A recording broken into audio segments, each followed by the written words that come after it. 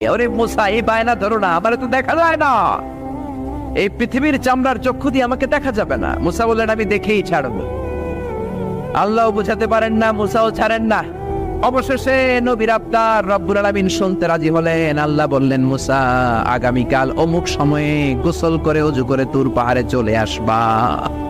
তুমি যখন দেখতেই চাও আগামীকাল তুর পাহাড়ে চলে এসো। সাইয়েদনা মুসা আলাইহিস সালাম তুর পাহাড়ে চলে এসেছেন, কারণ ওনার ফিলিংস আমাদের ফিলিংস একরকম নয়। আমরা কি আল্লাহর কথা শুনি? জোরে বলেন।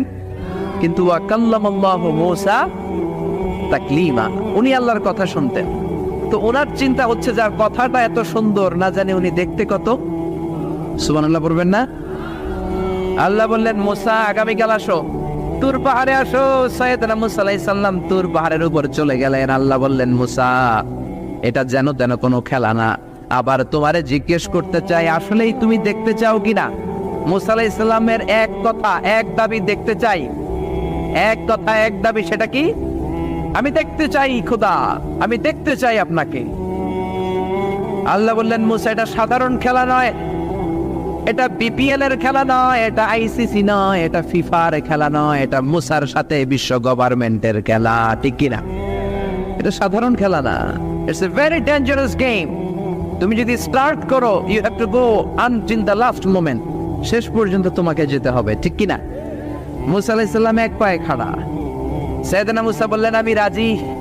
আল্লাহ বললেন, ওকে, তাহলে খেলা শুরু করে দিলাম। ও মুসা, তুমি দাঁড়িয়ে থাকো, খেলা এখন শুরু হয়ে যাবে। রব্বুল আলামিন মুসা আলাইহিস সালামের চারিদিকে অন্ধকার করে দিলেন। কি করে দিলেন?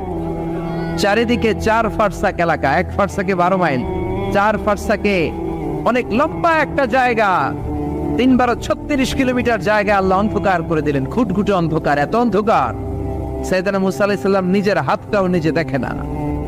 এবার মনের মধ্যে একটু ভয় চলে আসছে, কোন আওয়াজ নাই, অন্ধকার। এবার মনের মধ্যে ভয় এসেছে, কিন্তু আল্লাহকে দেখতে চায়। ওই নেশায় এখন অন্তরের মধ্যে কিছু সাহস আছে না নাই? সাহস নিয়ে দাঁড়িয়ে আছে।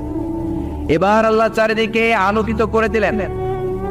এবার বললেন, মুসা আরো কিছু কাজ আছে, তোমার চারদিকে 4 ফারসাক এরিয়ার মধ্যে কোনো প্রাণী থাকতে পারবে না।